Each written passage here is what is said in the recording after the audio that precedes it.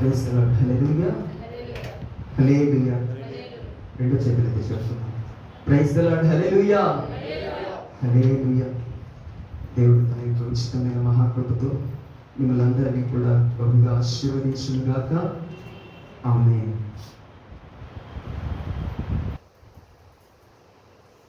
అనుకోలేదు ఈ సమయంలో వాక్యం పంచుకోవాలని.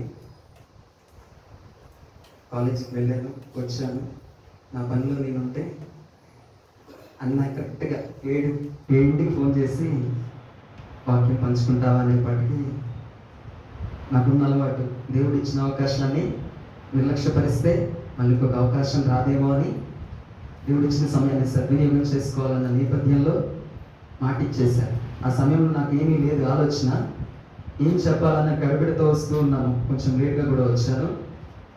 మనసులో ఎన్నో తలంపులు వస్తూ ఉన్నాయి, అది చెప్పాలి, ఇది చెప్పాలి, ఇది చెప్పాలి అని. కానీ అక్కడ గుమ్మంలో అడుగు పెట్టగానే ఈ కాదు, నేనేం చెప్పాలో నీవే నన్ను దర్శించు, ఎందుకంటే నేను ఒక విలువలేని పాత్రనయ్యా అని ప్రార్థన చేసుకుంటూ వస్తూ ఉన్నాను. మోకరించాను, ఆరాధనలో గడుపుతూ ఉంటే దేవుడు ఎందుకు ఆరాధనలో ఆ పాట తీసుకున్నారో నాకు తెలీదు, ఎందుకు నడిపించారో నాకు తెలీదు.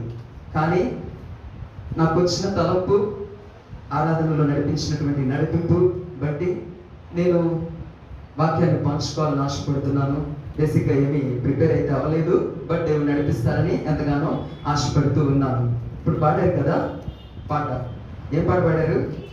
నిజమైన ద్రాక్షావల్లి నీవే, నిత్యమైన సంతోషము నీలోనే, శాశ్వతమైనది ఎంతో మధురమైనది, నా పైన నీకున్న ప్రేమ ఎనలేని ప్రేమ. ఆ యొక్క పల్లవిలో ఫస్ట్ 2 వచనాలు, ఫస్ట్ 2 లైన్స్, సెకండ్ 2 లైన్స్ చూస్తే మొత్తం కూడా ఎవరై ఉన్నారు? నిజమైన ద్రాక్షావల్లి యేసయ్య అయి ఉన్నారు.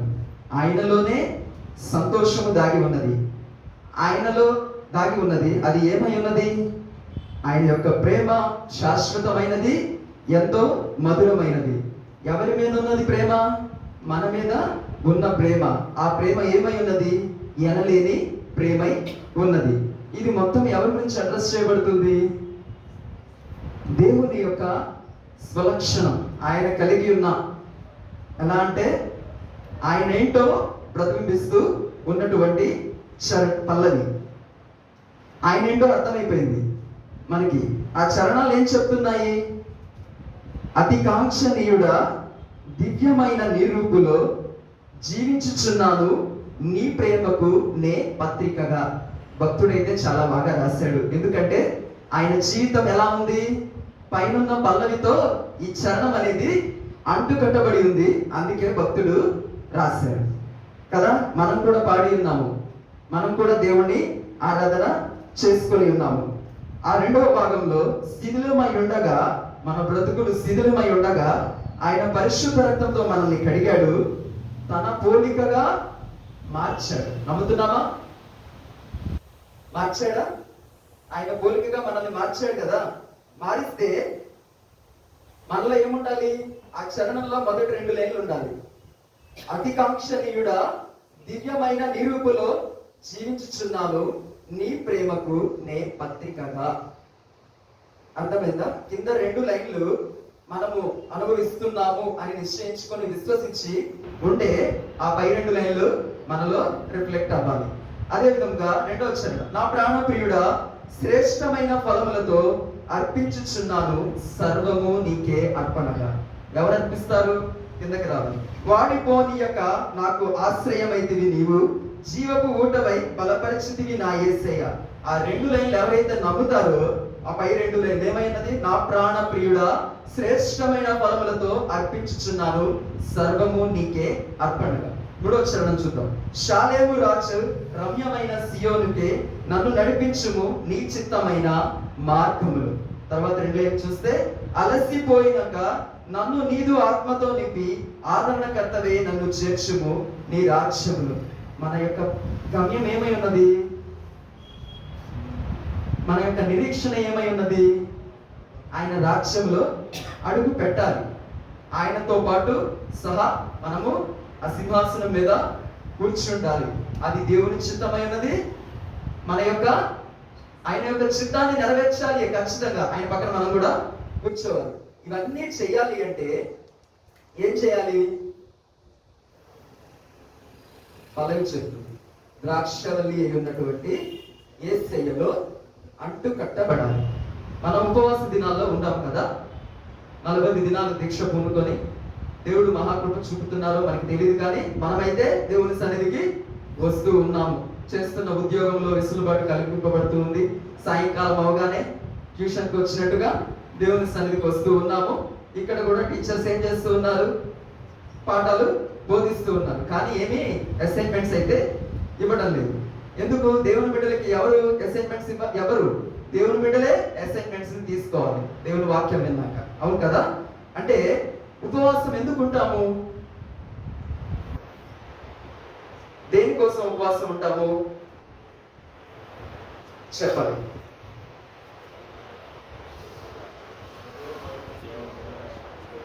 శరీరేచ్ఛలను జయించడానికి, ఇంకా ప్రార్థనలో బలపరచబడడానికి, ఇంకా శోధనలను జయించడానికి. ఇవన్నీ చేయాలి అంటే ఒకటి చేయాలి, ఆయనతో సమయం గడపాలి. గడుపుతాం, బానే ఉంది. గడిపితే ఇవన్నీ చేయగలవా? ఉపవాసం అంటే ఏమిటి? దేవునితో సహవాసం. సహవాసం చేసినప్పుడు మనకి కొన్ని తెలవాలి. ఇద్దరు స్నేహితులు ఉన్నారు, వారి యొక్క వ్యవహారిక జీవితంలో స్నేహం చేస్తూ ఉన్నారు.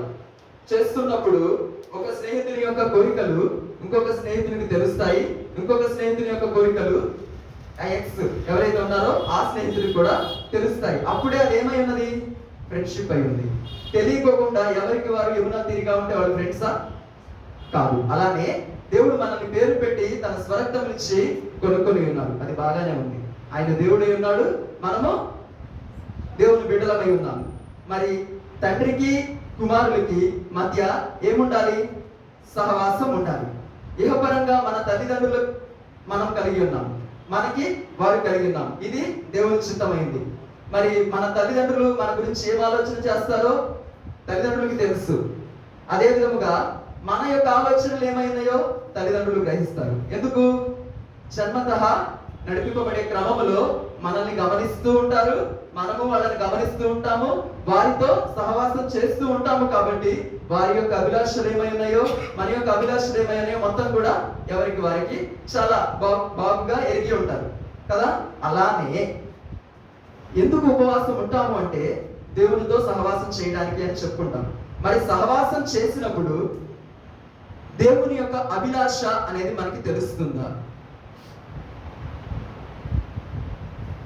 4 గంటలు ఉపవాసం ఉండటం, 40 దినాలు ఉపవాసం ఉండటం, 24 గంటలు ఉపవాసం ఉండటం మ్యాటర్ కాదు. ఉంటున్న సమయంలో దేవుని యొక్క హృదయ అభిలాష నీవు ఎరుగుతున్నావా? నీ యొక్క అభిలాష దేవుడు ఎరుగుతున్నాడు. అవి ఎరగాలి అంటే మనము ఏం తెలుసుకోవాలి?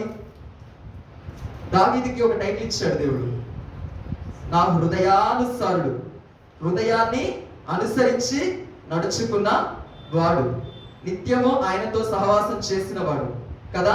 ఆయన ఉపవాసము అంటే ఆయన యొక్క హృదయము మన హృదయముతో పెనవేయబడాలి. పెనవేయబడినప్పుడు ఆ హృదయ చప్పుడు ఏమిటో మనకి తెలుస్తుంది, మన హృదయ చప్పుడు ఏమిటో మన యేసయ్యకి తెలుస్తుంది. అలా తెలిసినప్పుడు నా బ్రదర్ చెప్పారు కదా, శరీరేచ్ఛలని జయించగలం, శోధనలని జయించగలం.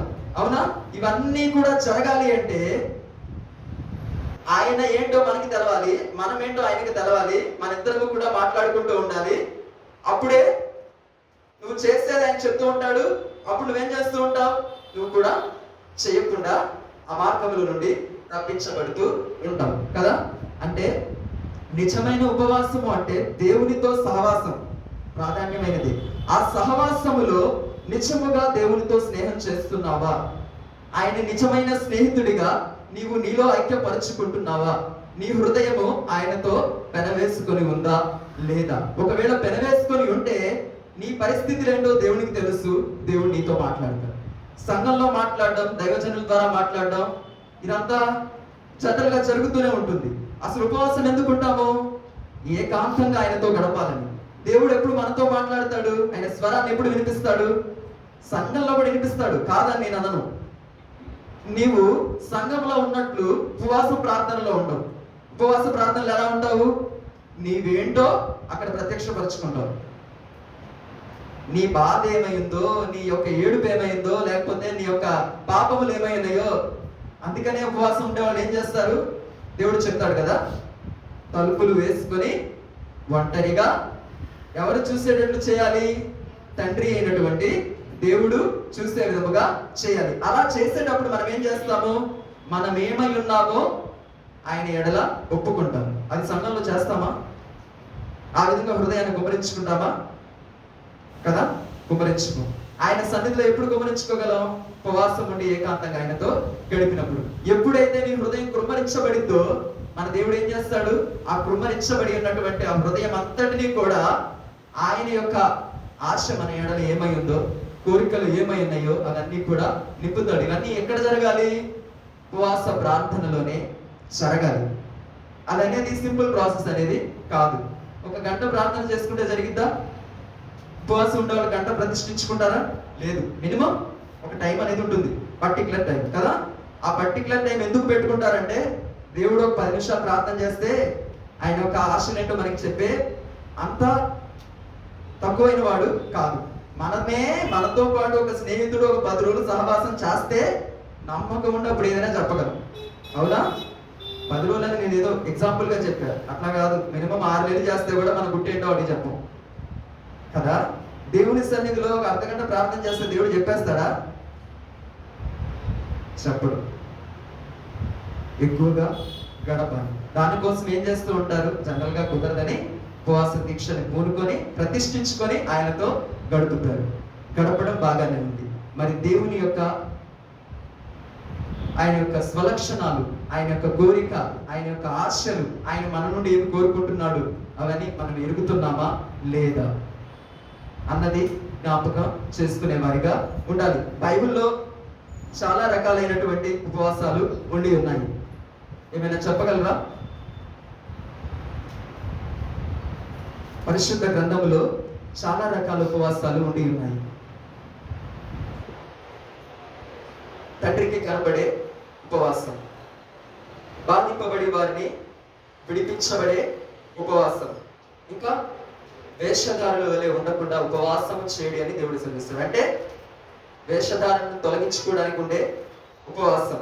నెక్స్ట్ ఇంకా చెప్పగలరా? ఇంకొక ఉపవాసం ఉంది, చాలా ప్రాముఖ్యమైన ఉపవాసం. ఇవన్నీ ఓకే. పడిపోయిన ప్రాకారాలను లేవనెత్తబడాలంటే ఉపవాసం ఉండాలి. బంధకాల్లో నుండి ఉన్న వారిని విడిపించబడటానికైనా, ఒకవేళ మనమే బంధింపబడుతూ ఉంటే వాటి నుండి విడిపింపబడడానికైనా ఉపవాసం ఉండాలి. ఇవన్నీ ప్రాముఖ్యమైనవి. ఇవన్నీ జనరల్గా అన్నిటికీ మించినటువంటి చాలా దేవుడికి ప్రేమించే, దేవునికి ఇష్టమైన, దేవుడు నచ్చే, దేవుడు మెచ్చే ఉపవాసం బైబిల్లో ఉంది. చెప్పగలరా?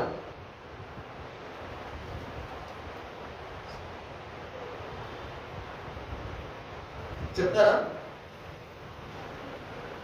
దేవునికి ఇష్టమైన ఉపవాసం చెప్పాలి. అది చాలా, ఇప్పుడు ఎలా దేవుడు లోకమును ఎంతో ప్రేమించను అన్న వచ్చినమో ఎంత హైలైట్ అవుతుందో, దేవునికి ఇష్టమైన ఉపవాసం అనేది కూడా అందరికీ తెలుసు. ప్రతి సంఘంలో బోధిస్తారు. నేనేం కొత్త ప్రసంగం తీసుకొని రాలేదండి, ఎందుకంటే నేనేమి స్క్రిప్ట్ కూడా తెచ్చుకోలేదు. జస్ట్ వచనం పట్టుకొని ఇక్కడికి వచ్చాను. చెప్పండి, దేవునికి ఇష్టమైన ఉపవాసం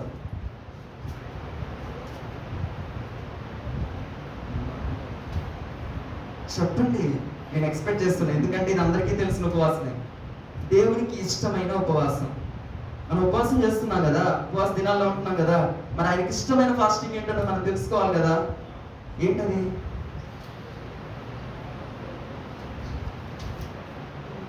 నిజమే కదా.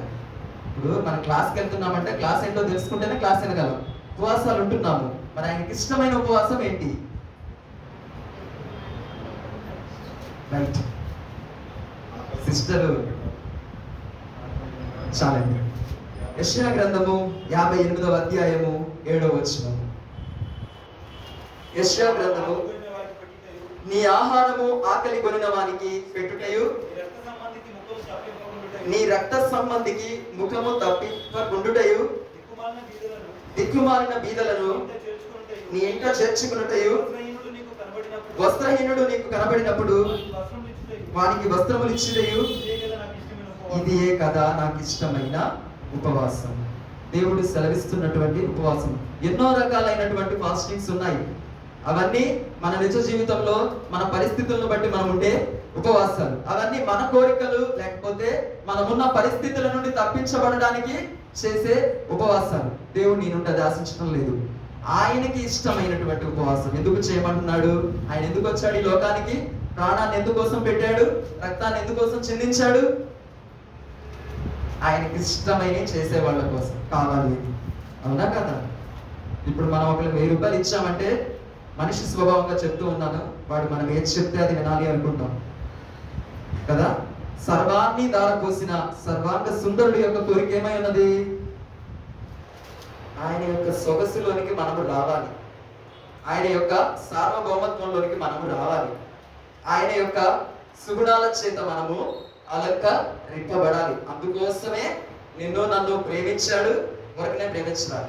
ఆయన ఊరకనే ప్రేమమయుడు అవ్వలేదు, ఆశిస్తున్నాడు. ఆయనకు కోరిక ఉంది. ఆయన మన ఎడల వాంఛని కలిగి ఉన్నాడు. తీరుస్తారు అని ఆశ కలిగి చూస్తూ ఉన్నటువంటి దేవుడు. అక్కడ ఎందుకు ఆ మాట అన్నాడు? లాస్ట్ మాట, ఇదియే కదా నాకు ఇష్టమైన ఉపవాసము. ఎవరు చెప్పుకుంటున్నారు? దేవుడే చెప్పుకుంటున్నాడు. ఇదే కదా నాకు ఇష్టం. ఒకసారి కొద్దిగా డిఫరెంట్ గా ట్యూన్ చేసి మనం చదివితే, ఇదే కదా నాకు ఇష్టమైన ఉపవాసము అంటే అక్కడ వాళ్ళు అటువంటి పరిస్థితుల్లో లేరు అని సర్వశక్తి కలిగినటువంటి దేవుడు, ఇదయ్యా నాకు ఇష్టమైనది, మీరు ఏదేదో చేస్తూ ఉన్నారు, అదని ఇదని ఇదని అదని, కానీ అవన్నీ కావు, నాకు ఇష్టమైనటువంటి ఉపవాసము ఇది ఏ అయ్యున్నదని తన భక్తులకి సెలవిస్తూ ఉన్నాడు. ఈ యొక్క ఉపవాసం ఉంటే మనం వేటి కోసమైతే ఉపవాసం ఉంటున్నామో అవన్నీ కూడా మనకు అనుగ్రహింపబడతాయి. మనం ఏం చేస్తూ ఉంటాము? అతి ప్రాముఖ్యమైన దాన్ని ప్రక్కన పెట్టి వేసి చిల్లర అంటే కరెన్సీని పక్కన పెట్టేస్తాము. చిల్లర కోసం ఏం చేస్తూ ఉంటామంటే వెంపర్లాడుతూ ఉంటాము. మన దేవుడు ఏమై ఉన్నాడు? సర్వ సంపదల ధనివై ఉన్నాడు. మనం ఆయనకి ఇష్టమైనది చేసామనుకో, మనకి ఇష్టమైనవి ఆయన చేసేవాడై ఉన్నాడు. నేను ఈ వాక్యం మొత్తం చెప్పాలని ఆశపడటం లేదు. నీ ఆహారము ఆకలి కొనిన వారికి పెట్టుటయు అనే ఒక పదం గురించి చెప్తామని ఆశపడుతూ ఉన్నాను. ఈ యొక్క ఉపవాస దినాల్లో ప్రారంభంలో ఉన్నప్పుడు నేను లాస్ట్ ప్రసంగం అప్పుడు కూడా చెప్పాను, ఉపవాసం గురించి ప్రసంగం ఇచ్చుకోవాలి అని. కానీ ఇప్పుడు అది కూడా చెప్పడం లేదు. చాలా రకాలైన ఉపవాసాల్ని చూసుకున్నాను, దాని గురించి కొంచెం ధ్యానించాను. చాలా వచ్చాయి, అరౌండ్ 15 నుంచి 16 వరకు వచ్చాయి. కానీ వీటన్నిటిలో చివరికి నాకు తెలిసింది ఏంటంటే ప్రాముఖ్యమైన ఉపవాసం ఇది అని తెలిసింది. అవన్నీ ఉపవాసాలు కాదు, మన కోసం చేసుకునే ఉపవాసాలు. కానీ దేవునికి ఇష్టమైనటువంటి ఉపవాసం ఇది అని ఎరిగి ఉన్నాను. దాని గురించి కొద్ది మాటలు పంచుకోవాలని ఆశపడుతూ ఉన్నాను. ఎందుకంటే ఆ వచ్చిన మొత్తం చెప్పాలి అంటే చాలా సమయం పడుతుంది. నేను ఒక్కటే చెప్పాలి అనుకున్నాను. ఏంటి? ఉపవాసము అంటే ఆకలిని తీర్చుట. ఉపవాసము అంటే ఆకలిని తీర్చుట. నీ ఆకలి నా ఆకలి తీర్చబడిందా? నీ ఆకలి నా ఆకలి తీర్చబడిందా? సైలెంట్ గా ఉంటారేంటి? తీర్చబడింది. బంధకాలలో పడి ఉన్న నిన్ను, కట్లతో కట్టబడి ఉన్నటువంటి నిన్ను, నా దేవా నా ప్రభువా అని కన్నీళ్లు కార్చి ఆయన సన్నిధిలో పశ్చాత్తాప పడితే దేవుడు ఏమిచ్చాడు నీకు? నీ అంతటికి నీవే మారు మనసు పొందావా? నీ అంతటికి నీవే రక్షణ పొందావా? నీ అంతటికి నీవే బాప్తిస్మమును పొందుకున్నావా? నీ అంతటికి నీవే దేవుని సన్నిధికి రాగలుగుతున్నావా? కాదు. దేవుని యొక్క కృపయే నిన్ను నడిపిస్తూ ఉన్నది. దేవుడే నీ ఆకలిని తీరుస్తూ ఉన్నాడు. అంటే మనము మన యొక్క ఆకలిని ఆయన తీరుస్తున్నాడా లేదా? తీరుస్తున్నాడా లేదా? భుజించిన వారైతే తీరుస్తున్నాడని చెప్తారు. చెప్పాలి, తీరుస్తున్నాడు. Praise the lord. ఆకలిని ఆయన తీరుస్తున్నాడు. బానే ఉంది, మనమందరం భోజనం చేస్తున్నాం, ఆయన పెట్టే భోజనాన్ని చేస్తున్నాం, మన ఆకలి ఏంటో ఆయన తీరుస్తూ ఉంటాడు.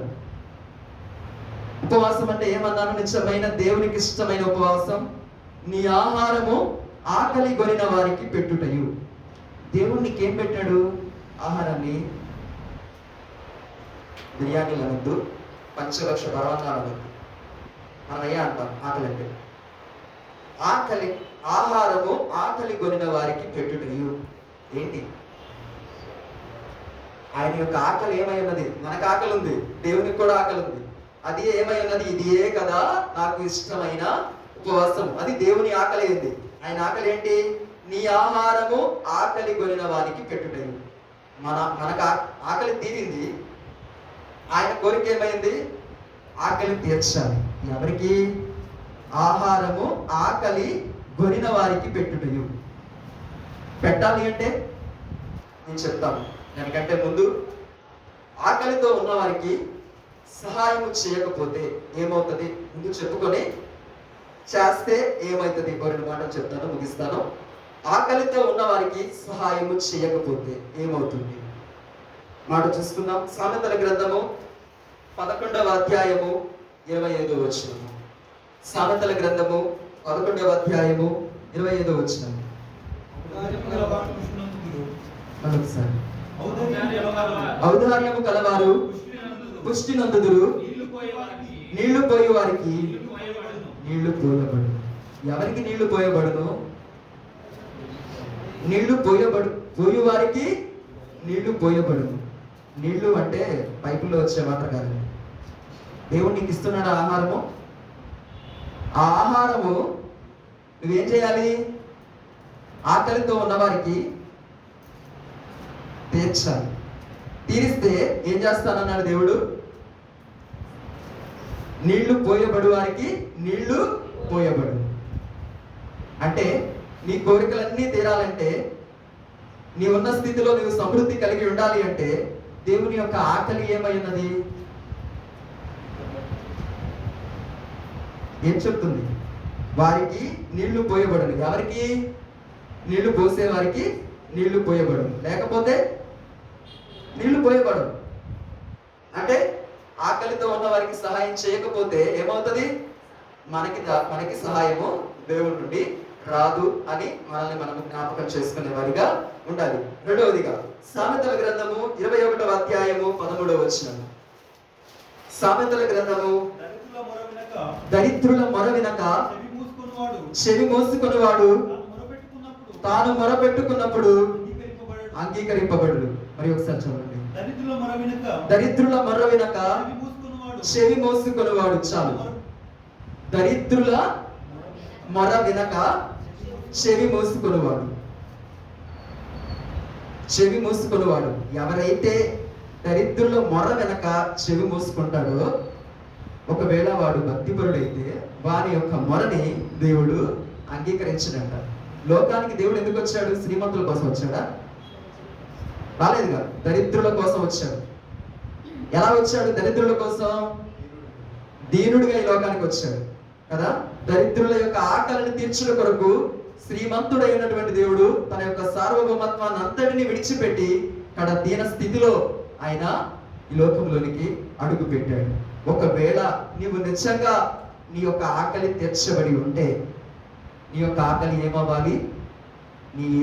నిన్ను పేరు పెట్టి పిలుచుకున్న నీ యేసు యొక్క ఆశ ఏమై ఉన్నది? ఆయన ఆకలి ఏమై ఉన్నది? దరిద్రుల యొక్క మొర నీ వింటే నీ మొర నేను వింటాను అంటున్నాడు. మన ప్రార్థనలు దేవుడు ఆలకించడం లేదు అంటే మనము దేవుని యొక్క ఆకలిని తీర్చటం లేదు అని. అంటే మనం చేస్తున్న ఉపవాసానికి అర్థము లేదు అని జ్ఞాపకం చేసుకోవాలి. ద్వితీయోపదేశ కాండము 15వ అధ్యాయము 9వ వచనము. ద్వితీయోపదేశ కాండము 15వ అధ్యాయము 9వ వచనము. విడుదల సంవత్సరమైన 7 సంవత్సరములు సమీపమైనదని చెడ్డ తలంపు నీ మనస్సులో పుట్టక ఉండునట్లు జాగ్రత్త పడును. బీదవాడైన సహోదరుని ఎడల కటాక్షము చూప చూపక నీవు వానికి ఏమీ ఇయ్యకపోయిన ఎడల వాడొకవేళ నిన్ను గూర్చి యెహోవాకు మొరపెట్టును, అది నీకు పాపమగును. ఏం సెలవిస్తున్నాడు దేవుడు? మీకు అర్థమైన విధంగా చెప్పండి. అక్కడ దేవుడు చాలా వివరించి రాశారు, మనకు అదంతా అవసరం లేదు. మీకు అర్థమైంది ఏంటో చెప్పండి. ఆకలితో ఉన్న వారికి సహాయం చేయకపోతే ఏమవుతుందంట? అది పాపమగును అంటుంది దేవుడు. అంటే నేను ఇహపరమైన ఆకలి గురించి మాట్లాడడం లేదండి. అది చేయండి, చేయకపోండి. నిజంగా ఆయనతో సహవాసం చేస్తే, ఆయన హృదయం నీ హృదయంతో పెనవేసుకొని ఉంటే ఇవన్నీ చేస్తావు. ప్రాముఖ్యమైనది ఇది చేస్తే అవన్నీ కూడా చేయగలవు. కాబట్టి ఆకలితో ఉన్న వారికి సహాయం చేయకపోతే ఏమవుతుంది? అది పాపమగును. నువ్వు దొంగతనాలు చేయి, ఇంకా ఏదైనా సరే చేయి, దేవునికి విరుద్ధమైన పనులన్నీ చేయి, అవన్నీ ఒక ఎత్తు అయితే ఏమంటున్నాడు దేవుడు? నీ సహోదరుని ఎడల కటాక్షము చూపక నీవు వానికి ఏమి ఇయ్యకపోయిన ఎడల వాడొకవేళ నిన్ను గూర్చి యెహోవాకు మొరపెట్టును, అది నీకు పాపము. జ్ఞాపకం చేసుకోవాలి. అంటే ఒకవేళ మనం చేయకపోతే మన కోసం మొరపెడతారంట. మొరపెడితే అంటే అది మన పాపం అయిందంట. అంటే ఇప్పుడు ఒకవేళ మనం ఆపదలో ఉన్నప్పుడు మనకి సహాయం అందకపోతే, ఆ కోపంలో ఏమన్నా మనం ప్రార్థన చేసామనుకోండి, అది ఎవరికి పాపం అవుతుందంట? ఎవరైతే చేయలేదో వారికి. పాపాన్ని కొని తెచ్చుకోవడం అంటారు కదా, ఇదే. మనం చేయకపోతే మనమే పాపాన్ని కొని తెచ్చుకుంటాము. యోబు గ్రంథము 31వ అధ్యాయము 18 నుంచి 21 వరకు చూసుకుందాం. 31వ అధ్యాయము. ఎవడైనను వస్త్రహీనుడై చచ్చుట నేను చూడగలను, బీదలకు వస్త్రము లేకపోవట నేను చూడగను, వారి దేహములు నన్ను దీవింపకపోయిన ఎడలను, వారు నా గొర్రెల బొచ్చు చేత వేడిమి పొందకపోయిన ఎడలను, గుమ్మములో సహాయము దొరుకుననుకొనిన తండ్రి లేని వారిని నేను అన్యాయము చేసిన ఎడలను, నా భుజ శల్యము దాని గూటి నుండి పడును గాక, నా బాహువు ఎముకలలోనికి విరుగును గాక. అర్థమైందా? ఆకలి కొనిన వారికి ఆహారం పెట్టకపోతే ఏమవుతుంది? 21వ వచనం, నా భుజ శల్యము దాని గూటి నుండి పడును గాక, నా బాహువు ఎముకలలోనికి విరుగును గాక. ఆ మాట చదివితే నాకు చాలా భయం వేసేసింది. మన భుజము, మన బలం ఎవరై ఉన్నారు? మానవ దేహంలో షోల్డర్ చాలా ప్రాముఖ్యమైనది. మనకెవరు షోల్డరు? దేవుడు. ఆకలి తెచ్చకపోతే ఏమన్నాడు ఆయన? నా భుజ శల్యము దాని గూటి నుండి పడును గాక. ఈ గూడు ఎవరిది? దేవుడిది. ఈ గూడికి భుజం ఎవరు? దేవుడు. మనం ఉపవాసం ఆకలిలో ఉన్న వారికి ఆకలి తెరచకపోతే ఏమవుతుంది? మనలో నుండి ఏమవుతారంట? వెళ్ళిపోతారంట. సో అప్పుడు మనం ఏం చేసినా ఫలితం అనేది ఉండదు. లాస్ట్ గా చూసుకుందాం. సామెతలు 28:27.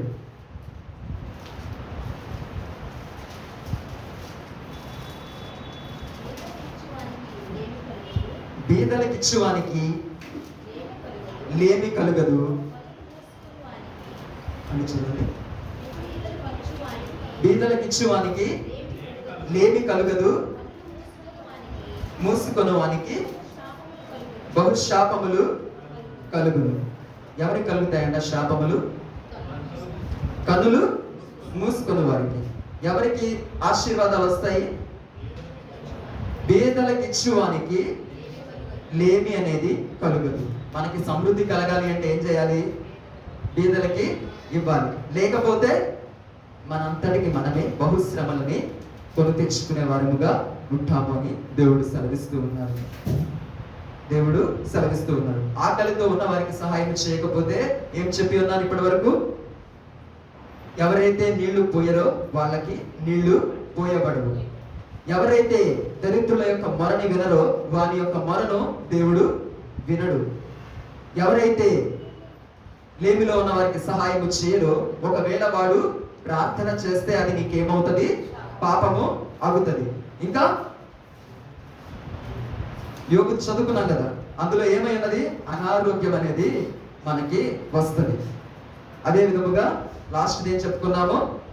పేదలని కటాక్షిస్తే దీవెన, లేకపోతే శ్రమ, శాపము, బహుశ్రమలు అనేవి కలుగుతాయి అని దేవుని యొక్క లేఖనం సెలవిస్తుంది. రెండోది చూసుకుందాం, ఎవరికి ఆహారం పెట్టాలి? ఆకలితో ఉన్న వారికి ఆహారం పెట్టకపోతే ఏమొస్తాయో చూసుకుందాం. మరి అవి ఎరుగైన మనము ఎవరికి ఆహారం పెట్టాలి అన్నది 2 మాటలు చూసుకొని ముగించుకుందాం. రోమా పత్రిక 12వ అధ్యాయము 20వ వచనం. రోమా పత్రిక 12వ అధ్యాయము 20వ వచనం. కాబట్టి నీ శత్రువు ఆకలి కొని ఉంటే అతనికి భోజనము పెట్టుము. చాలండి. ఎవరికి ఆహారం పెట్టాలి? నీ శత్రువు ఆకలి కొని ఉంటే వానికి ఆహారం పెట్టాలి. నీ మిత్రుడికి వెళ్ళి దేవుని మాటలు చెప్తే అంత గొప్ప కాదు. దేవుడు నీకు పెట్టిన ఆహారాన్ని నీ మిత్రుడికి పెడితే అది గొప్ప కాదు. ఎవరికి వెళ్ళి చెప్పాలి? నీ శత్రువు దగ్గరికి వెళ్ళి దేవుడు నీకు ఇచ్చినటువంటి ఆహారాన్ని నువ్వేం చేయాలి? ఇచ్చేవాడిగా ఉండాలి. అలా చెయ్యాలి అంటే ఏం కావాలి? నేను చెప్పాను, ఉపవాసము అంటే దేవునితో సహవాసం. ఆయనతో సహవాసం చేసినప్పుడు ఆయన హృదయం నీలోనికి వస్తుంది. ఆయన హృదయం ఏమై ఉన్నది? శత్రువుని సైతం ప్రేమించే మనస్సు. అది ఏ మనస్సు? క్రీస్తు యేసు కలిగి ఉన్నటువంటి మనస్సు. ఆ మనస్సు మనలోనికి రావాలి అంటే ఏం చేయాలి? ఆయనకి ఇష్టమైన ఉపవాసం చేయాలి. ఆ ఉపవాసం చేయటం ఎలా చేయగలం? ఆయన మనస్సు మనలో ఉన్నప్పుడే ఒక శత్రువుని ప్రేమించగలం. ఆ శత్రువుకి మనము భోజనమును పెట్టగలం. కాబట్టి ఎవరికి ఆహారం పెట్టాలి? సంఘంలో 100 మంది ఉంటే 100 మందిలో మనకి 50 మంది మిత్రులు అయితే వాళ్ళకి కాదు. ఎవరైతే శత్రువో వారి దగ్గరికి వెళ్ళి నీవు ఆహారం పెట్టగలిగే మనస్సు ఎలా వస్తుంది అంటే, నిజంగా దేవునికి ఇష్టమైన ఉపవాసం నువ్వు చేయగలగాలి అంటే ఆయనతో నీకు సరైన సహవాసం, ద్రాక్షవల్లి అయి ఉన్న ఆయనలో అంటు కట్టబడినప్పుడే ఆ తీగ ఏమైతుంది? ప్రేమ అనే ఫలాన్ని ఫలిస్తుంది. ఫలించినప్పుడు శత్రువు దగ్గరికి వెళ్ళి ఏం చేస్తావు? ఆహారాన్ని పెట్టేవాడిగా ఉంటావు. మత్తయి సువార్త 25వ అధ్యాయము 40వ వచనం. మత్తయి సువార్త 25వ అధ్యాయము 40వ వచనం.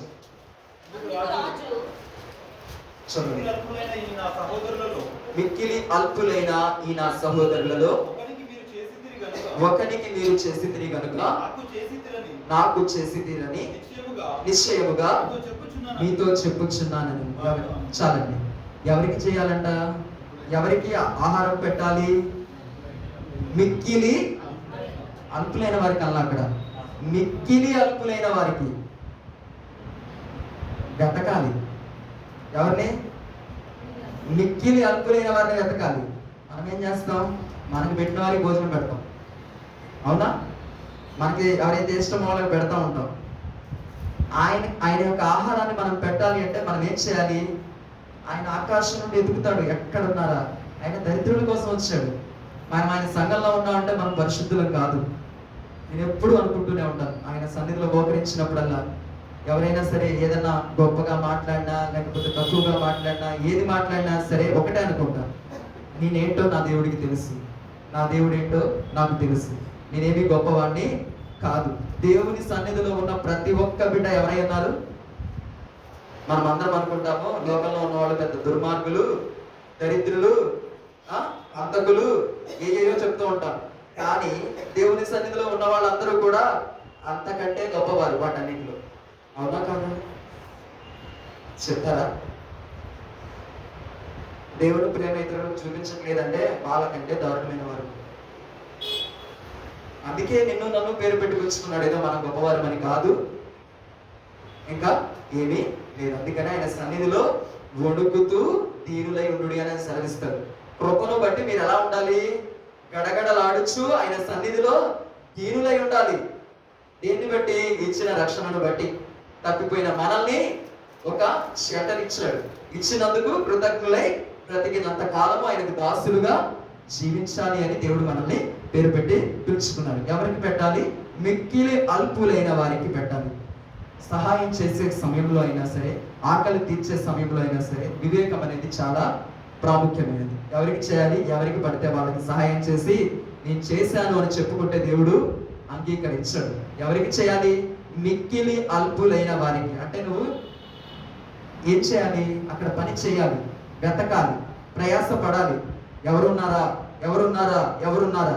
దేవుడు ఏం చేశాడు?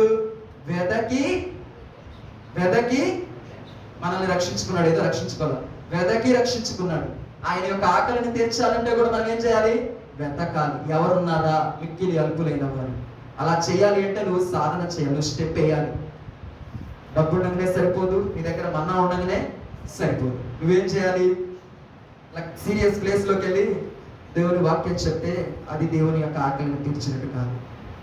చాలా మంది చెప్తారు కదా, ఈ మాట నేను అనడానికి అర్హుడిని కాదులే, కానీ దేవుడు నాకు పిలిపించాడు, అక్కడికి వెళ్ళాలి.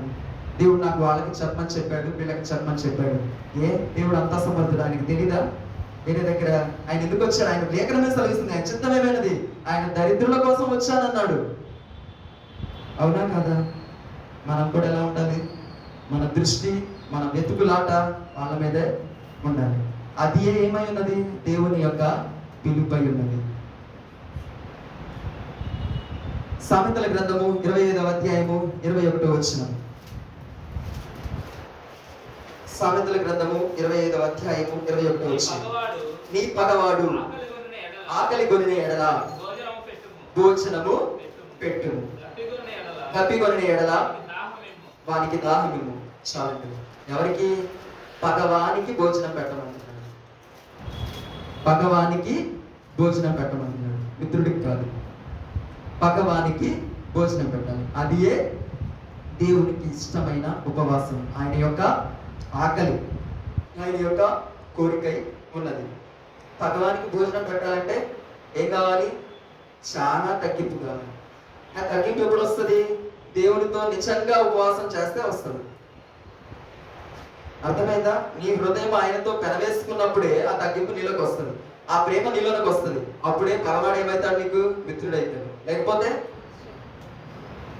శత్రువు అవుతాడు. మనం ఉపవాసాలు చేస్తూ కూడా మనకి ఇంకా శత్రువులు ఉన్నారు అంటే మనం ఇంకా దేవునికి ఇష్టమైన ఉపవాసము చెయ్యడం లేదు అని జ్ఞాపకం చేసుకునే వారిగా ఉండాలి. ఒక మాటలో చెప్పాలంటే అల్పులైన వారి వైపు, పాపుల వైపు, దరిద్రుల వైపు మనము మన కనుదృష్టి ఉండాలి, మనం వెతకాలి. కానీ దేవుని బిడ్డలమైన మనం ఎలా వెతుకుతామో తెలుసా? పాపం చేసేవాళ్ళంటే అసహ్యపడుతూ ఉంటారు చాలా మంది. పాపం చేసేవాళ్ళంటే దూరంగా పెడుతూ ఉంటారు. పాపం చేసేవాళ్ళంటే నిర్లక్ష్యపరుస్తూ ఉంటారు. దేవుడు ఎందుకు వచ్చాడు ఈ లోకానికి? పాపుల కోసం, పాపులను రక్షించడం కోసం వచ్చాడు. అలా ఉండకూడదు అని దేవుడు సెలవిస్తూ ఉన్నాడు. సర్వశక్తిమంతుడు, బహు పరిశుద్ధుడు అయినటువంటి దేవుడు ఈ లోకంలో వచ్చి ఎవరితో సహవాసం చేశాడు? పాపులతో సహవాసం చేశాడు. ఒక పాపిగా పిలువబడ్డాడు. అవునా కదా? అనలేదు ఆయన్ని? మరి మనం ఎలా ఉంటున్నాం? జ్ఞాపకం చేసుకోవాలి. అపోస్తలుల కార్యములు 16:34.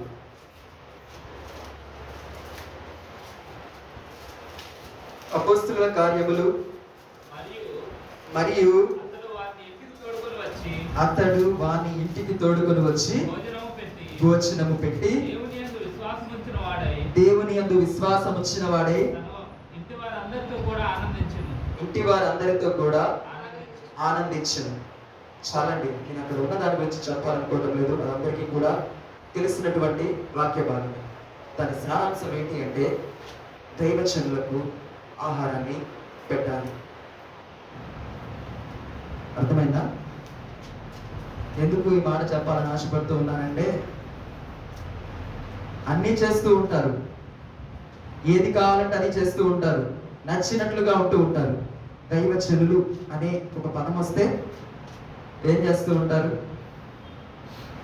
నేను అందరి గురించి చెప్పడం లేదండి, సమాజంలో జరుగుతున్నటువంటి ఒక క్రియ గురించి చెప్తూ ఉన్నాను. దైవజనులు అంటే చాలా చులకన, దైవజనులు అంటే చాలా అల్పమైన వారిగా చూస్తూ ఉంటారు.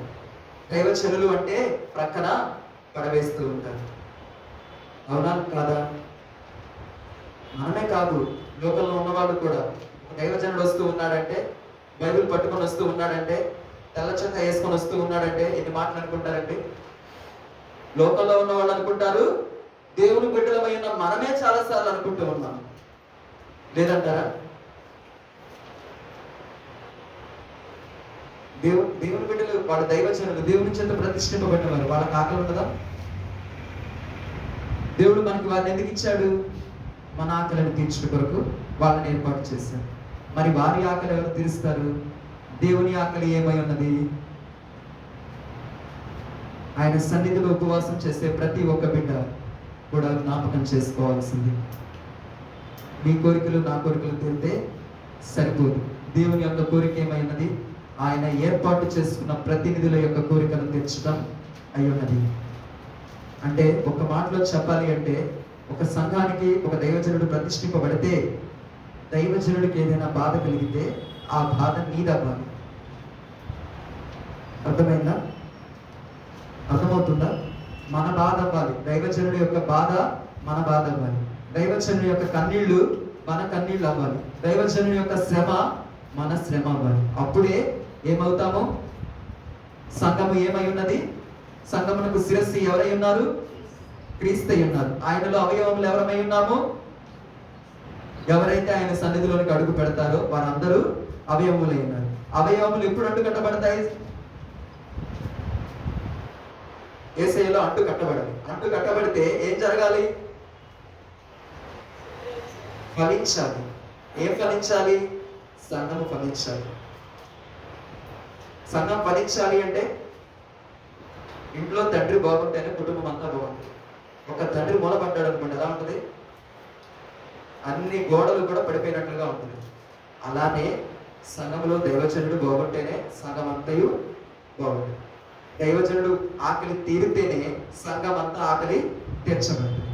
దైవజనుడు క్షేమముగా ఉంటేనే సంఘము క్షేమముగా ఉంటుంది. కాబట్టి జ్ఞాపకం చేసుకోవాలి నా ప్రియ దేవుని బిడ్డలారా, దేవుని యొక్క వాంఛ ఆయన యొక్క ప్రతినిధులపై, ఆయన ఏర్పాటు చేసుకున్న దైవజనుల యొక్క ఆకలిని తీర్చేవారిగా ఉండాలి. ఎందుకంటే ఎంతో ప్రయాస పడతారు, ఎన్నో చేస్తూ ఉంటారు. మనం చేయలేని పనులు వాళ్ళు చేస్తూ ఉంటారు మన కోసం. ఏం అవసరం? నీ తల్లే నీ గురించి ప్రార్థన చేయడు, నీ తండ్రియే నీ గురించి ప్రార్థన చేయడు. ఏ ముగ్గు ముఖం తెలియనివాడు ఎవరు?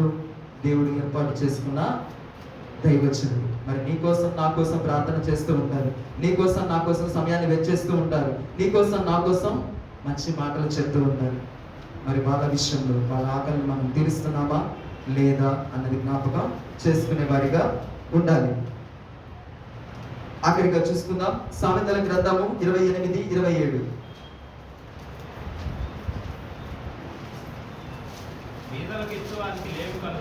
బీదలకిచ్చువానికి లేమి కలుగదు, కన్నులు మూసుకొని వానికి. సామెతలు 28:27. మరొకసారి చదువు. బీదలకిచ్చువానికి లేమి కలుగదు, కన్నులు మూసుకొని వానికి బహుశాపములు కలుగును. ఇందాక నేను ఇది ఎక్కడ చెప్పాను? ఆకలిని తీర్చని వారికి అని చెప్పాను. ఆకలిని ఎవరికి తీర్చాలి? బీదలు అంటే ఎవరు? ఆర్థికంగా బలహీనమైన వారు. అవును కదా? ఈ లోకంలో ఎలా కొలుస్తారు బీదల్ని? ఎలా కొలుస్తారు? వాళ్ళకు ఒక కొలబద్దు ఉంది, ఈజీగా తెలుస్తుంది అందరికీ. ఎలా? ఆర్థికంగా బలహీనమైన వారిని బీదలుగా ఎంచే స్వభావం ఈ లోకానికి ఉంది. డబ్బు ఉంటే ఉన్నవాడు, డబ్బు లేకపోతే లేనివాడు. అంతే, జడ్జ్ చేసేస్తారు. అయితే లోకంలో ఉన్నవాళ్ళు ఒకటే. చేతిలో 1000 రూపాయలు కనపడి అనుకో, మన స్నేహితుడు అంటాడు వీడు బాగానే ఉన్నాడు రా అని. చేతిలో 10 రూపాయలు కూడా లేకపోతే వీడ అవసరం లేదు వీడు వల్ల. బీదవాడు కాదు, ఆ సమయంలో ఉండవు అంతే. కానీ ఏమైపోతాడు? డబ్బు లేకపోతే బీదోడే. డబ్బుంటే గొప్పోడు. ఇంకా ఇచ్చాడు అనుకో సింహాసనం వేస్తారు, ఇవ్వకపోతే ఫోన్ కాల్ కూడా కట్ చేస్తారు. అలాంటి మాయ లోకంలో మనము ప్రయాణం చేస్తూ ఉన్నాం. దేవుని బిడ్డలమై ఉన్న మనము, దేవుని సన్నిధిలో ఆయనతో సహవాసం చేస్తున్నటువంటి మనము, మన కనుదృష్టి, మనం ఆకలి ఎవరికి తెచ్చాలి అంటే ఆర్థికంగా బలహీనంగా ఉన్నవారికి, సమృద్ధి ఉన్న వాళ్ళకి కాదు. ఎవరైతే ఆర్థిక లేమితో బాధపడుతూ ఉంటారో వారికే సహాయం చేయాలి. డబ్బు ఉంది కదా అని ఇష్టం వచ్చిన వాళ్ళకి సహాయం చేయకూడదు. సమయం ఉంది కదా అని చెప్పి ఇష్టం వచ్చిన వాళ్ళకి వెళ్ళి వాళ్ళ యొక్క ఆకలిని, అంటే దేవుడు నీకు అనుగ్రహించిన ఆహారాన్ని పంచకూడదు. అంటే చాలా మంది చెప్తారు కదా, దేవుని వాక్యం ఎక్కడ పడితే అక్కడ చెప్పేసేయచ్చు, ఏదైనా చేయొచ్చు. దానికి కూడా జ్ఞానం కావాలి. ఎవరికి పడితే వాళ్ళకి చెప్తే అది ఫలించదు. దాన్ని చెప్పడానికి కూడా దేవుని సన్నిధిలో దేవునితోనే సహవాసం చేయాలి. అప్పుడు దేవుడు చెప్తాడు, ఎవరికి నా మన్నా చెప్పాలి, ఎవరి యొక్క ఆకలిని నీవు తీర్చాలి, నేను నీకు ఇచ్చినటువంటి ఆకలి, నీ ఆహారాన్ని ఎవరికి నీవు అందించాలి అన్నది దేవుడు చెప్తాడు. మనంతటికి మనమే చూస్ చేసుకొని చెప్తే ఎవరి ఆకలి కూడా మనము తీర్చలేము. ఒకవేళ దేవుని రక్తములో కడగబడినటువంటి నీవు దేవుని చిత్తాన్ని నెరవేర్చాలి అన్నది నీ కోరిక, నీ ఆకలి అయితే ముందుగా నీవు ఎవరి యొక్క ఆకలిని ఎరగాలి, దేవుని యొక్క ఆకలి ఏమై ఉన్నదో ఎరిగితే అప్పుడు నీవు ఎవరు ఆహారం పెట్టాలనుకుంటున్నావు వాళ్ళకి పెట్టగలవు. అంటే వివేచన కలిగి ఉండాలి. దేవుని యొక్క ఆకలిని తీర్చే విషయంలో, ఇతరులకి ఆహారం పెట్టే విషయంలో వివేచన అనేది ఎంతో ప్రాముఖ్యమైనటువంటిది. జ్ఞానం కలిగి ప్రవర్తించే వారిగా ఉండాలి. కాబట్టి ఏమైనా చెప్పుకున్నాను ఇప్పటి వరకు, ఎవరికి ఆహారం పెట్టాలి? శత్రువులకు, మిత్రులకి కాదు. ఎవరి శత్రువులకి? ఎవరో శత్రువులకి కాదు. అంటే నాకు శత్రువు పక్కనోడు అవుతాడు, వాడికొకటి మిత్రుడు అవుతాడు, వాడొచ్చి నా శత్రువుకు పెడితే కాదు. నాకు ఎవరో శత్రువు, వాడికి నేను వెళ్ళాలి, వాడి దగ్గరికి నేను వెళ్ళాలి, వెళ్ళి చేస్తే అది గొప్ప. అది ఏమై ఉన్నది? క్రియలతో కూడిన ఉపవాసం అయి ఉన్నది.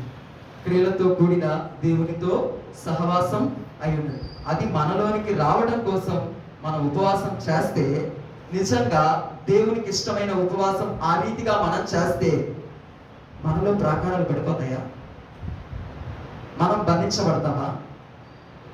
మనం కట్ల చేత కట్టబడతామా? అనారోగ్యాల చేత పీడించబడతామా? చెప్పండి. దేవునికి ఇష్టమైన ఉపవాసం మనం చేస్తే వీటన్నిటి కోసం మనం ఉపవాసం చేయాల్సిన అవసరం ఉందా?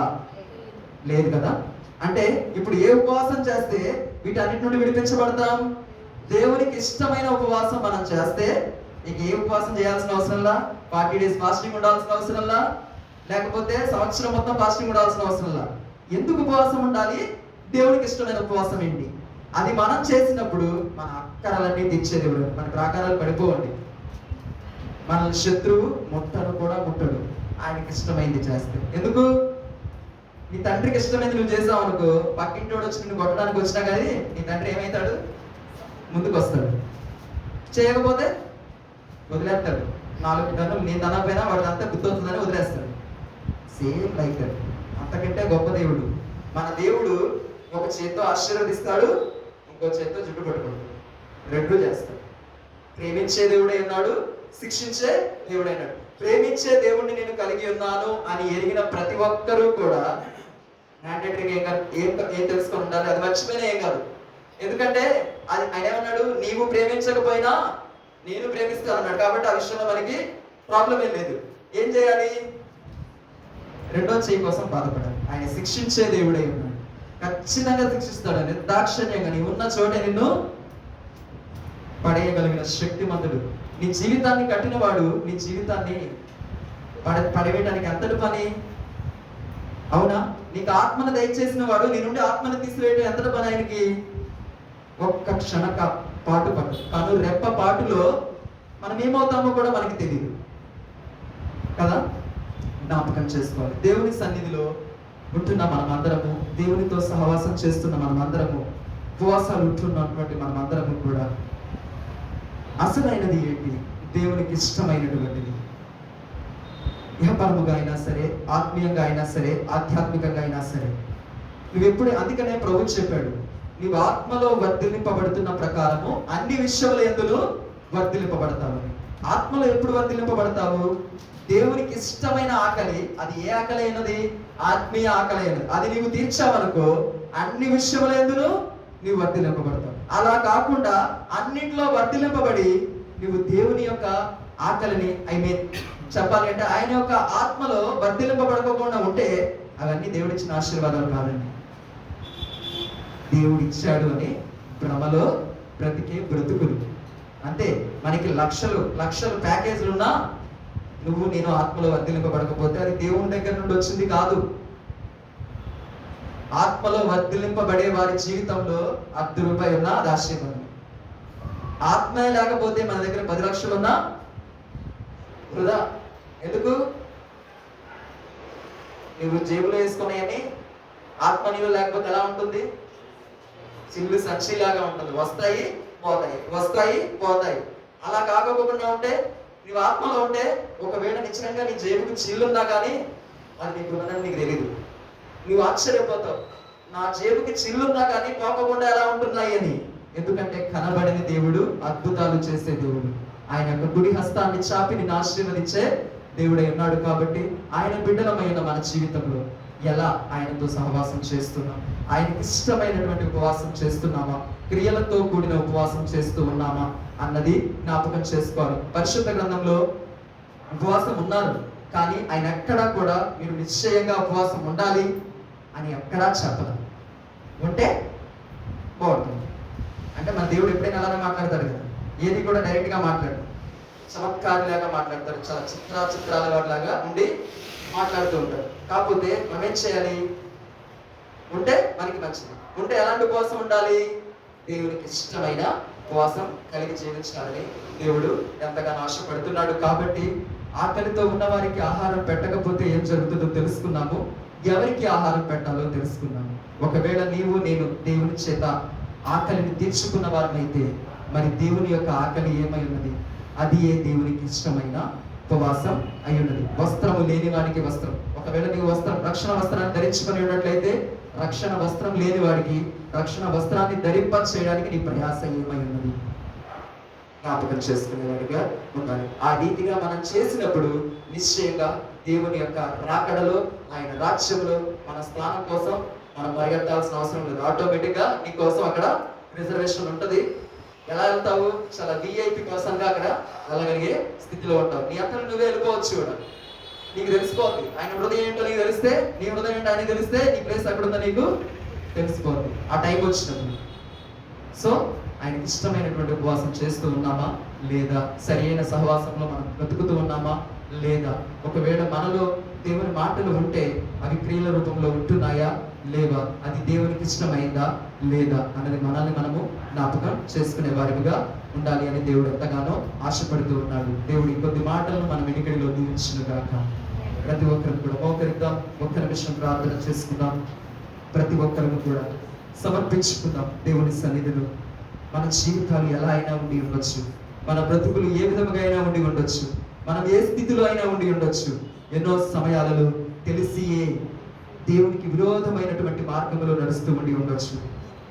అవన్నీ కూడా ఎరిగిన ఏకైక దేవుడు, సర్వశక్తి కలిగిన దేవుడు నీ గురించి నా గురించి మనకి సరిగా తెలియకపోవచ్చేమో, కానీ మనల్ని కన్నా మన తండ్రికి సమస్తము ఎరిగి ఉన్నారు. కాబట్టి ఎల్ల వేళలా మనల్ని వెతుకుతూ, మనల్ని రక్షిస్తూ, మనల్ని కాపాడుతూ, మనం ఎక్కడ నశించిపోతామో అని నిత్యము ఆయన కృపను కృమ్మరిస్తూ, కృపగల దేవునిగా తన యొక్క హస్తాన్ని మనకి తోడుగా ఉంచుతూ నడిపిస్తూ ఉన్నారు. దాని విషయంలో దేవుడు ఎంతైనా నమ్మదగిన దేవుడు. ఎందుకంటే దేవుని వాగ్దానం చేసి ఉన్నారు, ఇదిగో చూడుము నా అరచేతులలో నిన్ను చెక్కుకొని ఉన్నాను, నీవు నా సొత్తు అన్న దేవుడు, మాట ఇచ్చిన దేవుడు. కాబట్టి నీవు ఏ రీతిగా జీవిస్తూ ఉన్నా ఈ రోజు దేవుడు నిన్ను కాపాడుతూ ఉన్నాడు. నిన్ను ఎడబాయను, నిన్ను విడువను అని వాగ్దానం చేశాడు. కాబట్టి నీవు ఎటువంటి పరిస్థితుల్లో ఉన్నా దేవుడు నీకు సహాయం చేస్తూ ఉన్నారు. ముదిమి వచ్చే వరకు కూడా నిన్ను ఎత్తుకొని చక్కబెట్టుకొని ముద్దాడి లాలించే దేవుడను నేను అని వాగ్దానం చేసి ఉన్నారు. కాబట్టి నీకు ఇష్టమైనట్లు నీవు బ్రతుకుతూ ఉన్నా, కానీ దేవుడు తనకి ఇష్టలుగా చేసుకున్నట్టుకు ఎంతో ప్రయాసపడుతూ ఉన్నారు. కాబట్టి ప్రతి ఒక్కరు జ్ఞాపకం చేసుకోవాలి. ఈరోజు ఆయన గుడారంలో అడుగు పెట్టగలుగుతున్నాము అంటే, ఆయన బిడ్డలుగా ఈరోజు ఒక విలువని కలిగి ఉన్నాము అంటే, ప్రియమైన దేవుని బిడ్డ, మనము విలువ కలిగిన వారిమని కాదు, మనమేదో గొప్పవారమని కాదు, మనమేదో ఘనమైన స్థితిలో ఉన్నామని కాదు, కానీ ఘనుడైన దేవుడు మన కోసం మాట ఇచ్చాడు, వాగ్దానం చేశాడు, వాగ్దానమును నెరవేరుస్తున్నారు. కాబట్టి ఈరోజు మనము క్షేమముగా ఉంటూ ఉన్నాము. మన క్రియలను బట్టి కాదు, మనమేదో భక్తి చేస్తున్నామని కాదు, మనమేదో ఆత్మీయతలో దినదినము వర్ధిల్లబడుతున్నామని కాదు, కానీ దేవుడు నిన్ను నన్ను ఎంతగానో ప్రేమిస్తూ ఉన్నారు. కాబట్టి ఇంకను ఆయన సన్నిధిలో సజీవులుగా ఉంటున్నాము. ఆయన యొక్క నామాన్ని ఘనపరిచే కృపని దేవుడు అనుగ్రహిస్తూ ఉన్నారు. ఒక్కసారి జ్ఞాపకం చేసుకో. అంతగా ప్రేమిస్తున్న దేవుడు, అంతగా నీ కోసం శ్రమ పడినటువంటి దేవుడు, అంతగా సిలువలో రక్తమును కార్చినటువంటి దేవుడు కలిగి ఉన్నావా? ఒకవేళ కలిగి ఉన్నట్లయితే, ఆయన నామాన్ని స్మరిస్తూ ఉన్నట్లయితే, ఆయన సన్నిధిలో ఆయన వైపు చూస్తూ ఆయన ఉన్నాడు అని వెతుకుచున్నటువంటి బిడ్డవైతే, మరి ఆయన కోరికను తెచ్చుకున్నావా లేదా అన్నది దేవుడు ఎంతగానో కోరుకుంటూ ఉన్నారు. కాబట్టి జ్ఞాపకం చేసుకుందాం. నిజమైన ఉపవాసం, దేవునికి ఇష్టమైన ఉపవాసం, ఆకలి కొనిన వారి యొక్క ఆకలిని తీర్చమంటున్నాడు. మరి ఆకలిని పొందుకున్నటువంటి ఆహారాన్ని పొందుకున్నటువంటి మనము ఆకలిలో ఉన్న వారి యొక్క ఆహారాన్ని అనుగ్రహిస్తూ ఉన్నామా లేదా అన్నది జ్ఞాపకం చేసుకోవాలి. ప్రియమైన దేవుని బిడ్డలారా, ఇది మనము స్వతహాగా బ్రతికే ప్రయాణము కాదు, కానీ దేవుడు మనకు భారాన్ని పెట్టి ఉన్నారు. దేవుడు మనకు బాధ్యతని పెట్టి ఉన్నారు. దేవుడు తన కుమారుడు తన తండ్రి ఎడల కలిగినటువంటి చిత్తాన్ని ఏ రీతిగా నెరవేర్చాడు, మన ఎడల కూడా దేవుడు తన యొక్క చిత్తాన్ని ఎరిగి ఉన్నారు. అది ఏ ఆకలితో ఉన్న వారి యొక్క ఆకలిని తీర్చాలి అని దేవుని యొక్క ఆశపడుతూ ఉన్నాడు. అది ఏ కదా నిజమైన ఉపవాసం అని దేవుని లేఖనం సెలవిస్తుంది. జ్ఞాపకం చేసుకున్నాం, ఇంతకాలం ఎలా బ్రతికి ఉన్నాము, ఎలా జీవించి ఉన్నాము, ఏ విధముగా ఆయన యొక్క ప్రయాణంలో కొనసాగుతూ ఉన్నాము. ఆయన సన్నిధిలో క్షమాపణ దొరుకుతుంది. కాబట్టి ప్రభువా నన్ను క్షమించయ్యా, ప్రభువా నన్ను క్షమించయ్యా, ప్రభువా నన్ను క్షమించయ్యా అని నోరు తెచ్చి అడిగితే నిశ్చయముగా నా దేవుడు క్షమించుటకు సిద్ధ మనస్సు గలవాడు. నీ యొక్క ప్రతి పాపముల నుండి, ప్రతి శాపముల నుండి, ప్రతి అతిక్రమముల నుండి విడుదల దయచేసి తన యొక్క శాశ్వత కృపతో నిన్ను నింపువాడై ఉన్నాడు. కాబట్టి నోరు తెరిచి అడుగు. దేవుని సన్నిధిలో సిగ్గుపడకు నా ప్రియ దేవుని బిడ్డ.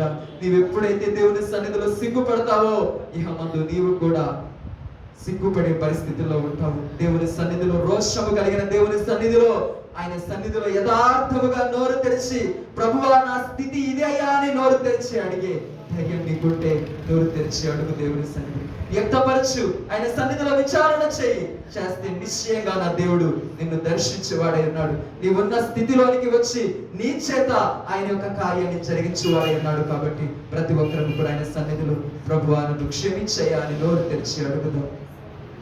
మహాపరిశుద్ధుడా, మిక్కిలి ప్రేమ కలిగిన దేవుడా, గొప్ప తండ్రి, నీకే వందనాలు తెలియచేసుకుంటున్నామయ్యా. నమ్మదగిన గొప్ప సహాయకుడవు, నీకే వందనాలు నాయన. ప్రార్థనలకిచ్చువాడా, నీకే స్తోత్రాలు తెలియచేసుకుంటున్నానయ్యా. ఆపత్కాలములో నమ్ముకొనదగిన గొప్ప సహాయకుడా, నీకే కృతజ్ఞతలు తెలియచేసుకుంటున్నానయ్యా. ఒక్కసారి నన్ను జ్ఞాపకం చేసుకోదేవా, ఒక్కసారి మమ్మల్ని జ్ఞాపకం చేసుకోదేవా. విననొల్లని ప్రజలాగా మేము ఉంటున్నామయ్యా. ఒక్కసారి మమ్మల్ని దర్శించండి అయ్యా.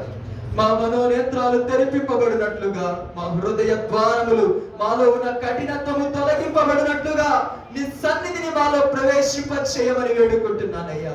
నీ బలిపీఠమును కట్టుకొని, నీ బలిపీఠమును ధరించుకున్న వారిగా మా బ్రతుకులలో నాయనా దేవా, మా భుజముల మీద నిన్ను మోసేవారిగా మా జీవితాన్ని స్థిరపరచయ్యా. ఎప్పుడైతే తండ్రి దేవా గాడిద నిన్ను మోసిందో, గాడిదకి నీ నాయనా గొప్ప విలువ కలిగి ఉన్నదయ్యా. దేవా, మేము కూడా మా భుజములలో మిమ్మల్ని ధరించుకున్న వారిగా ఉండాలి నాయన. మా భుజములపై నిన్ను మోసేవారిగా ఉండాలయ్యా.